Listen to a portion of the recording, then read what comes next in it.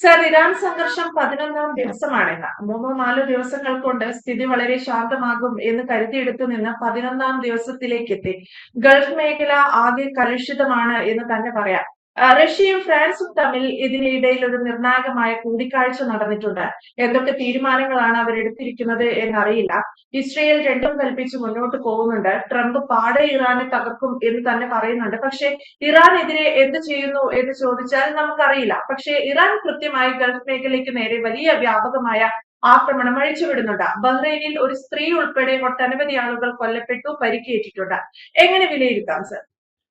ഗൾഫിലെ സംഘർഷം കേവലം ഇസ്രയേലും ഇറാനും തമ്മിൽ അഥവാ അമേരിക്കയും തമ്മിലുള്ള ഒരു പ്രശ്നമായി അല്ല ഇന്ന് ലോകം കാണുന്നത്. ആഗോള രംഗത്തെ വ്യാപാര മേഖലയെ സ്തംഭിപ്പിക്കുന്ന തരത്തിൽ ഹോർമൂസ് കടലിടുക്ക് അപകടകരമായ രീതിയിലേക്ക് ഉപരോധിക്കപ്പെടുന്ന ഒരവസ്ഥയാണ് ഇന്നുള്ളത്.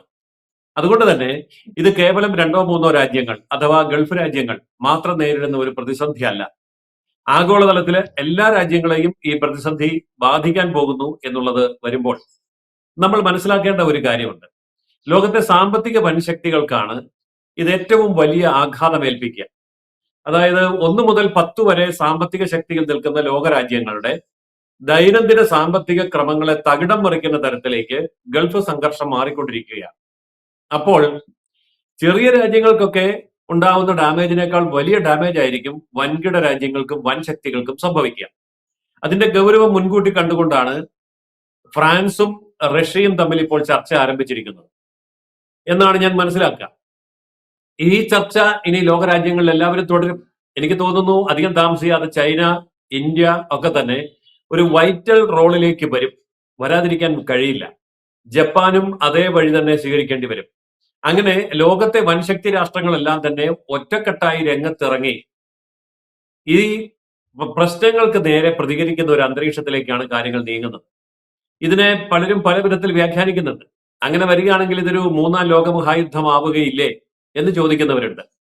പക്ഷേ പഴയ കാലം പോലെ ഒരു 3ാം ലോകമഹായുദ്ധം ഫിസിക്കലായിട്ട് വരുത്തേണ്ട കാര്യം ഇപ്പോൾ ഇല്ല. സാമ്പത്തിക രംഗത്തെ ഉപരോധങ്ങളിലൂടെയും അന്താരാഷ്ട്ര രംഗത്തെ കൃത്യമായ തീരുമാനങ്ങളിലൂടെയും അതിശക്തമായിട്ടുള്ള ഒരു ശീതയുദ്ധമോ അതല്ലെങ്കിൽ ഒരു സാമ്പത്തിക യുദ്ധമോ അതല്ലെങ്കിൽ പോളിസി വാറോ ഒക്കെ തന്നെ നമുക്ക് പ്രതീക്ഷിക്കാം. അതിന്റെ അണിയറ നീക്കങ്ങളാണ് ഇപ്പോൾ ഫ്രാൻസിലും റഷ്യയിലും ആരംഭിച്ചിരിക്കുന്നത് എന്ന് എനിക്ക് തോന്നുന്നു. കൂടുതൽ വാർത്തകളും വിശേഷങ്ങളും നിങ്ങളിലേക്ക് എത്താൻ ABC മലയാളം സബ്സ്ക്രൈബ് ചെയ്യുക, ബെൽ ബട്ടണും അമർത്തുക.